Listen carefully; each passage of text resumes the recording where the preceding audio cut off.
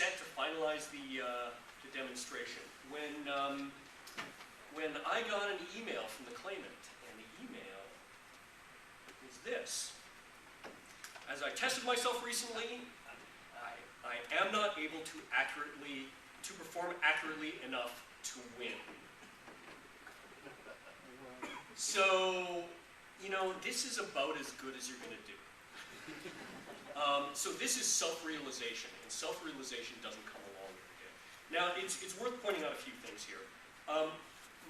We discovered, as we suspected, that most claimants don't really understand what scientific testing means, what statistics are really all about.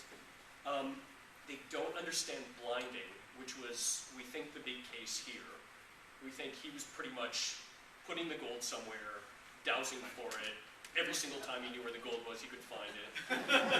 As soon as he actually, you know, started to test himself in a blinded, double-blind way, they really don't understand double-blinding, then all of a sudden he had this big realization. And so, you know, to us, this is actually a big success. This is actually better than having to do the test, because we didn't have to do any work.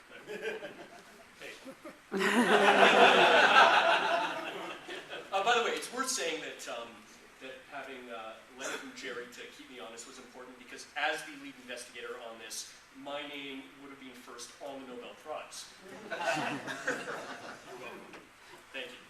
So let's talk about some general lessons that we learned on this one. So the first one is document everything. You might think it's easier to have a quick conversation on the phone, not have a couple of things written down, agree to some things with a handshake, and boom, you're done. That doesn't help you. What that does is that comes to bite you in the ass later, because the claimant will come back and say that you agreed to something you did not. Make sure it's all written down. We made sure that everything was on an email chain.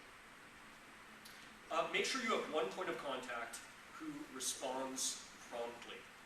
So this is something that we learned from IIG LA, and so I was the single point of contact on this one.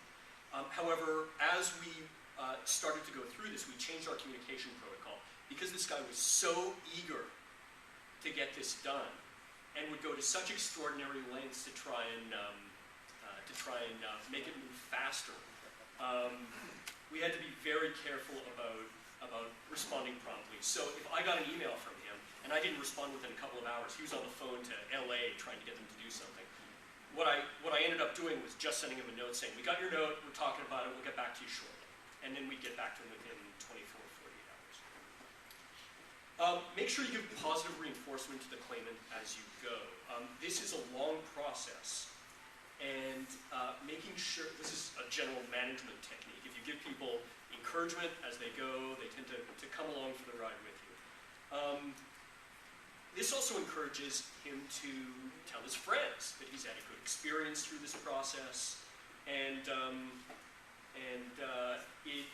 that in turn helps us feed our pipeline of getting more claimants in and doing more tests and dispelling more bunk and hopefully winning a Nobel Prize at some point. And a really big one is demonstrate unquestionable integrity. This yields all kinds of rewards, including the claimant treating us with integrity, which is really important.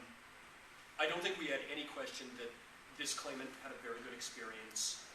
He thought he was treated fairly. As Jerry said, that was a crucial requirement for us. So make sure you demonstrate unquestionable integrity. And one of the big lessons that we learned in all of this is be patient. Science takes time. And everything takes a little bit longer than you think it will. So that's how our paranormal investigation ended up. If anyone remembers the message that I had from my skeptical activist talk in last year's Skeptical, the message was, anyone? Susan will remember this. Remember what my message was? Nom nom nom nom nom nom nom. It was do something. Oh, do something, of course. So, oh, that one. Do something. There were so many. Yes. It was do something. So if you want to do something, if you're a skeptic and you want to get involved, this is a great way to do it. The San Francisco branch of the Independent Investigation Group started a little over a year ago. We meet the fourth Sunday of every month in Berkeley, so especially if you live in right around this conference, that's an easy one for you. If you want more information on this, you can send an email to our chairman, who's Jerry, or come talk to any of us. We'll be very happy to talk to you about that. So I thank you for your time, and I think we have a few minutes for questions.